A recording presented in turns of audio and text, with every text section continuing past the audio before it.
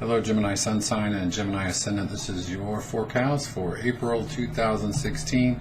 And this month you've got a lot going on in your 11th house. You've got the Sun, Mercury, Uranus, and later on in the month you're going to have Venus traveling through there. So what's the 11th house about? The big thing the 11th house is about is you having a desire and or a need to really deeply think about what you want your future to look like, what you want your life to be about. So it really all depends upon where you are in this journey. If you don't know what you want, well, that's the obvious first step. You have to really figure out what is inspiring to you. You know, you have to figure out what it is that gives you the most joy and meaning. And perhaps if you could ask yourself, or let me say that again, if you can finish this sentence, like, wouldn't it be great if, or wouldn't it be just perfect if I could do this, or if I was independently wealthy, I would spend my time doing. Just try to answer those questions. It's just meant to help you to think about or highlight certain areas that you value, okay? So after you figure that out, obviously you got to have a strategy, you got to have a plan, and it's got to be something, again, that you're passionate about so that you'll commit yourself to it day in and day out in the long run until it's done, basically. And then the third step, do it. So it's all about finding inspiration, coming up with a strategy, and then finally getting busy. And I see a lot of dynamic energy in this realm for you. Really, I would even say dynamic, meaning possibly impatience, which brings me to my next point. This month, on April 5th, you've got again the Sun in the 11th. It's making a trine to Saturn, and Saturn is in your 7th house. And basically, this indicates a need to take some deep breaths, to pace yourself and focus. And basically what I would say with your goals is to adapt the philosophy that's slow and steady wins the race. That's how you're going to make this month work for you. There's no rush. It's just putting one foot in front of the other and making sure that you're at least moving forward, okay? Now, April 6th, the very next day, the Sun makes a square to Pluto in your 8th house. And this is kind of interesting because this is still pertaining to your goals.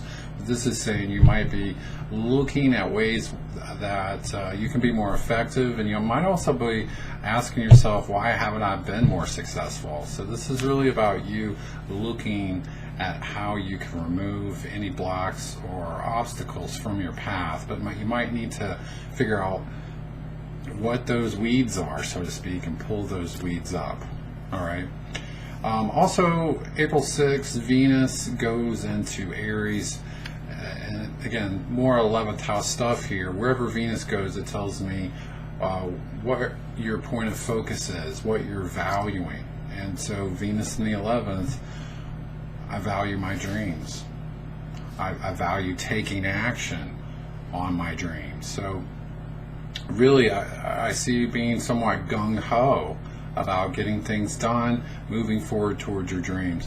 One last thing that I want to say about this energy is that it's a good time to network. So don't feel like you have to figure everything out by yourself. If you're open to asking other people's input or advice, I think it's a very wise strategy. This says that either friends or even acquaintances, if you're just open up and just see what they know, they can at least point you in the right direction. Okay, now, April 9th, the Sun aligns with the planet Uranus, and this is a day that I would circle on your calendar, and it could be the day before or the day after, but this basically symbolizes a moment where things start clicking for you, where you get some answers, and it can just be like this out of the blue bolt of knowing, like, oh my God, this is what I've got to do, or this is how I got to approach it. So that is going to be very useful. So just be open to newness, open to innovation. Okay, April 17th, Mars goes retrograde. and it stays retrograde until June 29th. Okay. Mars is an inner planet, and it's a pretty speedy planet. It usually zips through each house in about 5 to 6 weeks, and that's not going to be happening this time. So wherever Mars is in retrograde, it says you kind of have to tap the brakes and start looking at certain issues and basically looking at what is getting in my way. There's something slowing you down. There's something that needs to really be looked at and figured out. And that's even more true for you because you've got Saturn retrograde and again Mars retrograde in the 7th house of relationships. So if you're in a relationship, this can certainly imply that there's some things that you're not happy about.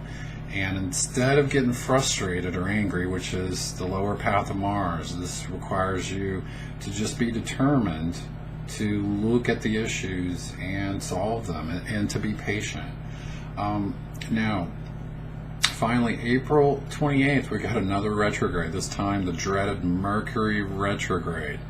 And for you, it looks like it's going to be in your 12th house. And so this is going to be tricky. If you're familiar with Mercury retrogrades, you know they usually have a lot to do with technology not cooperating and miscommunication issues and just kind of Murphy's Law, period. You know, what can go wrong will go wrong. And Mercury in the 12th house can certainly say that you have a hard time being on the same page as people. So you're definitely going to need to make sure that you are articulating your ideas to people more clearly.